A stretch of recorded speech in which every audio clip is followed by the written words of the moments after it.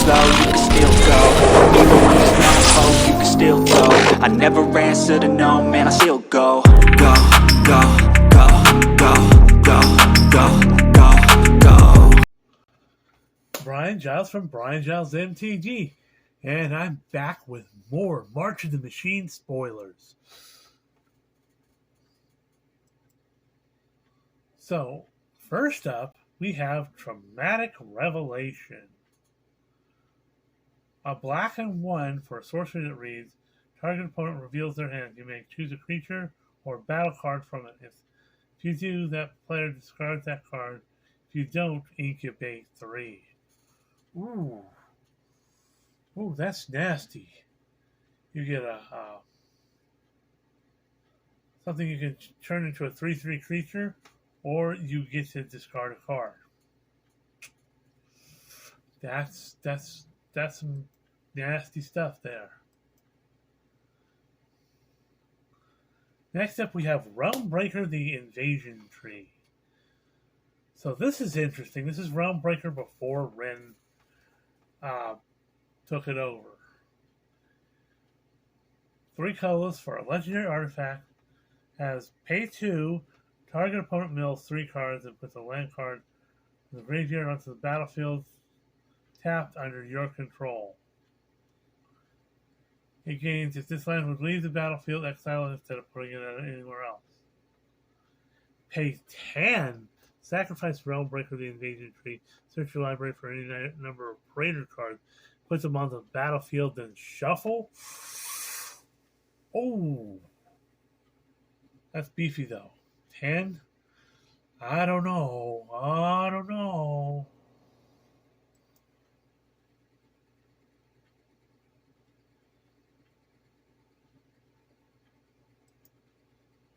Next up, we have another battle card for Invasion of Fiora. 2 black and 4 for a battle seed. When Invasion of Fiora enters the battlefield, choose one or both. Destroy all legendary creatures and destroy all non-legendary creatures. Okay. If you got some legendary creatures you want to protect and your opponent doesn't, I can see that, or the other way around. But if you deal 4 damage to this battle, you get Marchesa, Resolute Monarch.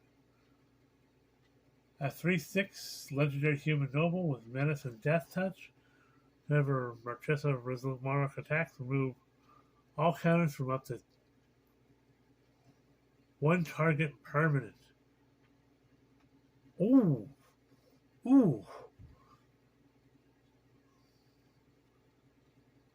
That's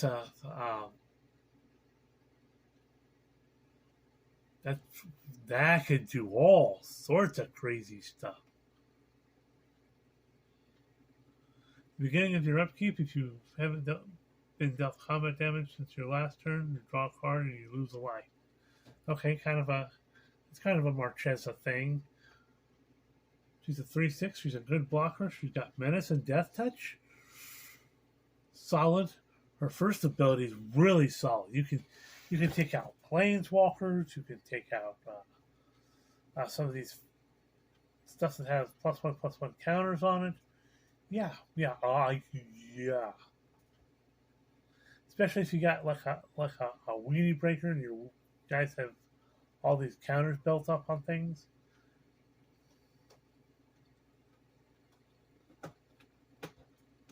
So yeah, that's solid. Next up, we have the Invasion of Ikoria.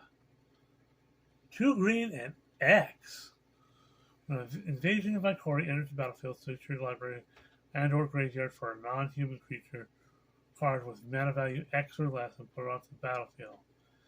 If you search your library this way, shuffle. 6 damage. It'll take a lot to defeat this battle, but if you can do it, puts into Zerotha, Apex of Ikoria. A legendary dinosaur that's 8/8 with reach. For each non-human creature you control, you have that creature assign its combat damage as though it weren't blocked. Solid. It's good. Not great, but good.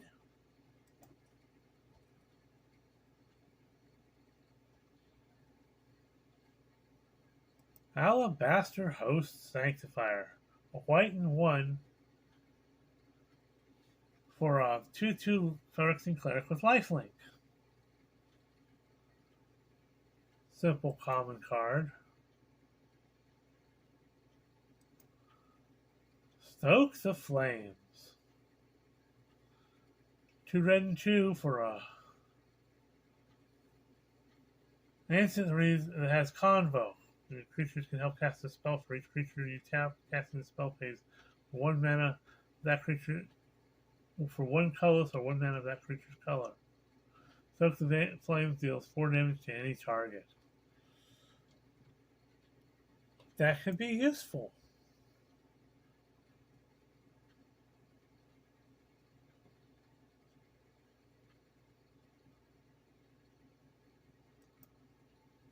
This is Borborygmos and Fibblethip.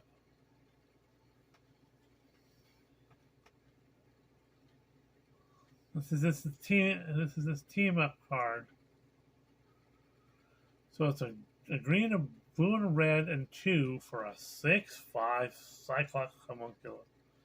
Remember, Borborygmos and Fibblethip enter the battlefield or attack, draw a card, then you may discard any number of land cards. When you discard 1 or more land cards this way, Borborygmos and Fibblethip deals twice that much damage to target creature. Pay a blue and 1 for Borborygmos. Put them on the top of its owner's library, 3rd from the top. Okay, so it has a bounce action on it, That's really kind of cool.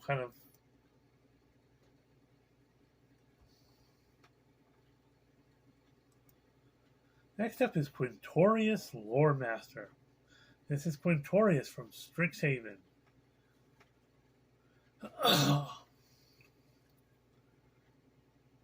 A red, a white, and 3 for a 3/5 Elephant Cleric with Vigilance. Beginning of your end step, exile target non-creature, non-land card from your graveyard. Create a 3/2 red and white spirit creature token. Pay a red, a white, and 1. Tap it, sacrifice a spirit. Choose target card exiled with Quintorius. You may cast that card this turn without paying its mana cost. That spell would be put into a graveyard, put on the bottom of its owner's library instead. Oh, Quintorius is beefy.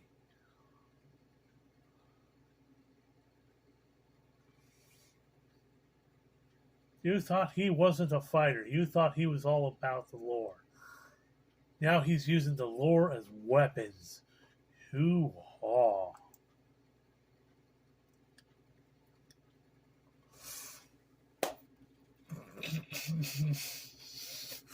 I know that there's going to be tons of jokes about this. The Sword of Once and Future. The Once and Future King.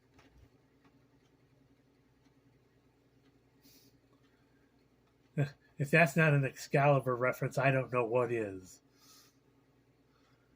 3 colorless for this is the Sword of blank and blank that we was talked about in the Black Rosewater spoilers.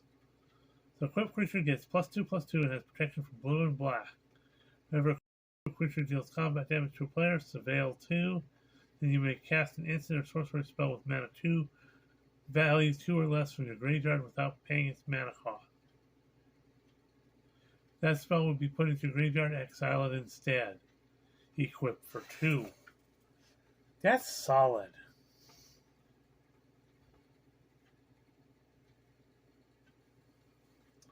So you can surveil the top 2 cards, put any one of them in your library. If it's like a mana value 2, you can cast it for free.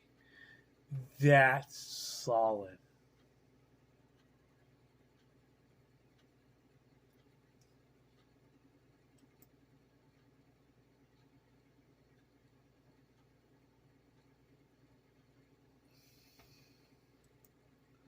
Next up, we have Invasion of New Phyrexia.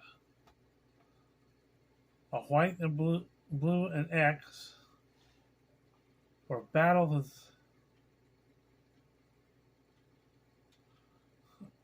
siege.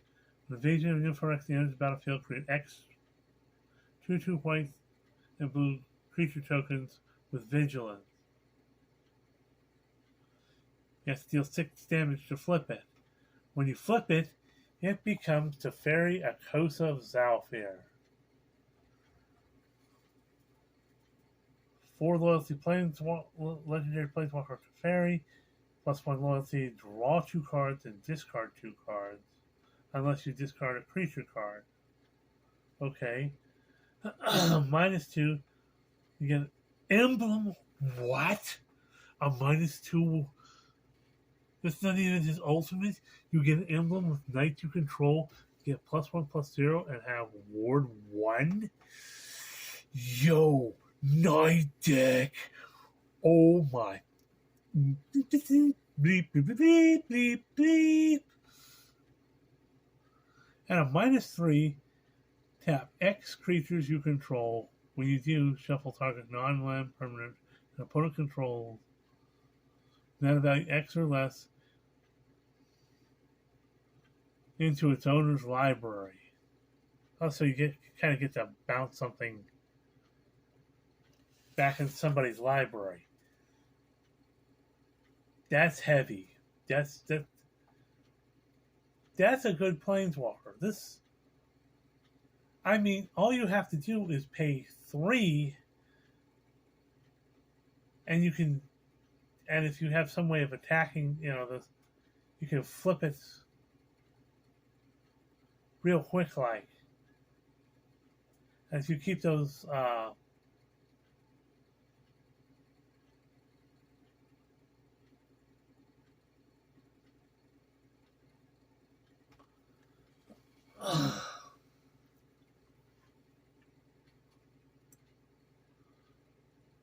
I'm not unhappy with this. This Teferi seems pretty solid. And you get a -2 emblem. And you can do it 2 times before he's even gone away.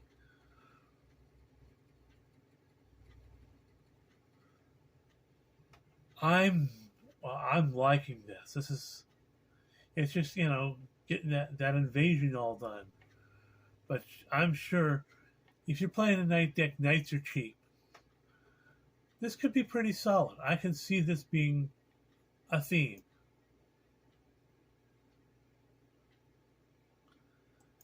Okay. Next up, we have Seal from Existence. 2 white and 1 for an enchantment that has Ward 3. When Seal from Existence enters the battlefield, exile target non-land permanent and opponent control. Seal from Existence leaves the battlefield. So, wow. Yo. You get a 3 mana prison spell that comes with its own ward. That is beefy, and it's not even a cheap ward. That's a beefy ward. A Ward 3. Oof. This is gonna be the new. This is gonna be the new Seal Away spell. This is for certain.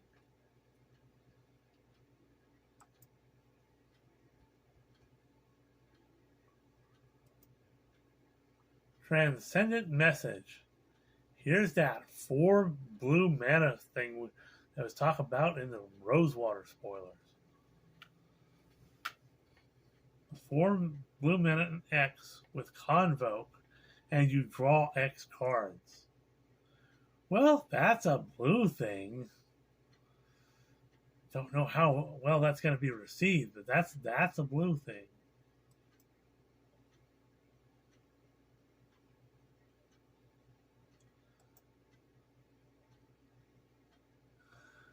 And now we have Negate, a nice reprint.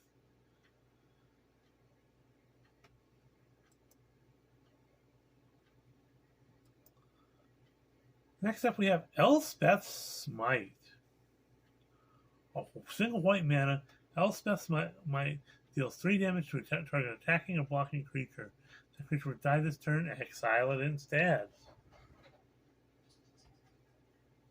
Nice. Solid. Yeah, the restriction of attacking and blocking, but that's solid. That's better than the Aganjo land, so I'll take that. In limited, I'll take that every day.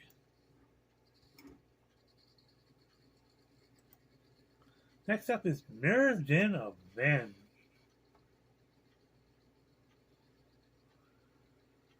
Instant 1 black mana, instant reads, destroy target creature that was dealt damage this turn, and then you draw a card. That's solid. If you deal damage, you destroy the creature and you draw a card.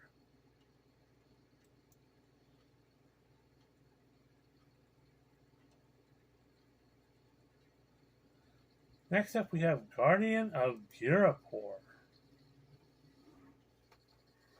So, a white and 2 for a 3/3 angel.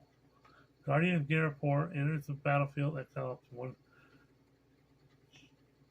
other target creature or artifact you control. Return to the battlefield under its owner's control at the beginning of the next end step. Blank mechanic. Solid. Blank is a good mechanic to be around these days. There's a number of cards that definitely could benefit from that.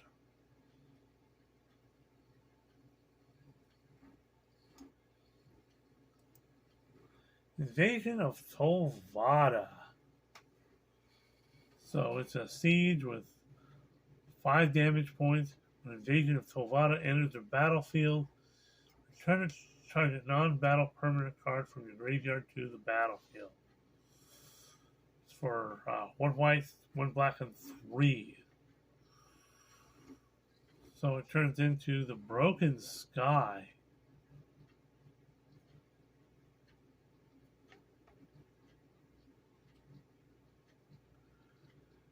Enchantment, creature tokens you control get +1/+0 and have lifelink.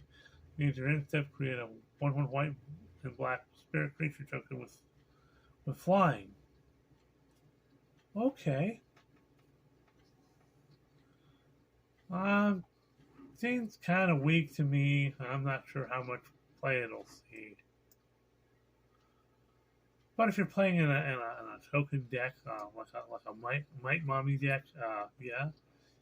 Might see a little play. Next up, we have the Invasion of Ravnica. 5 colors for a 4 damage battle steed. Invasion of Ravnica enters the battlefield, exile target an online permanent or opponent controls that isn't exactly 2 colors.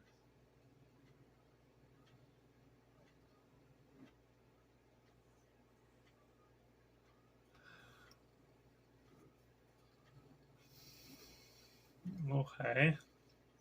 And it becomes a Guildpact Paragon it's a 5/5 artifact creature construct. Whenever you cast a spell that's exactly 2 colors, look at the top 6 cards of your library. You reveal a card that's exactly 2 colors from among them. Put them into your hand, the rest of the bottom of your library to random more. So basically it cares about 2 colors. That's interesting.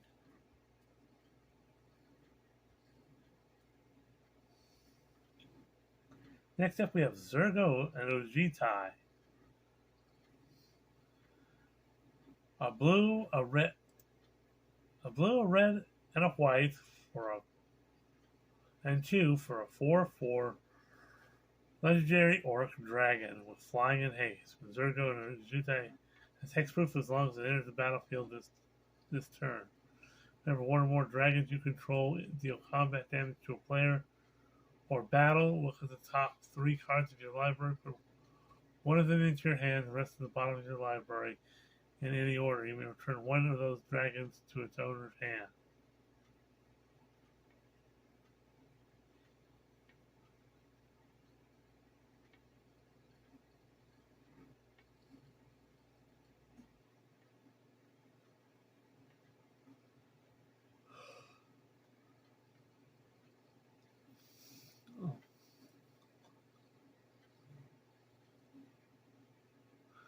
That's interesting. It's kind of crazy, but if you're playing kind of a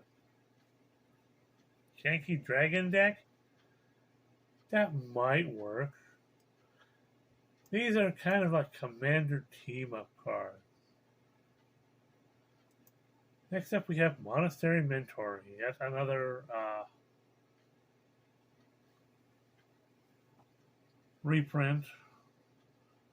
White 2 for 2/2 human monk with prowess. If you cast a non-creature spell, create a 1/1 white monk creature token with prowess. Do-do-do. Grafted Butcher. Black and 1 for a 2/2 Phyrexian Samurai. Grafted Butcher enters the battlefield for actions you control, gain menace until end of turn. Other Phyrexians you control get +1/+1.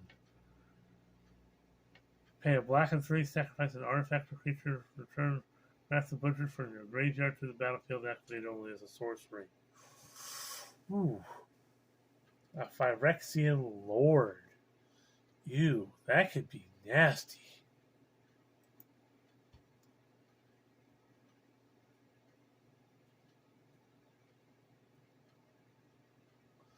So I'm gonna end it there, and we're gonna see you on the next video.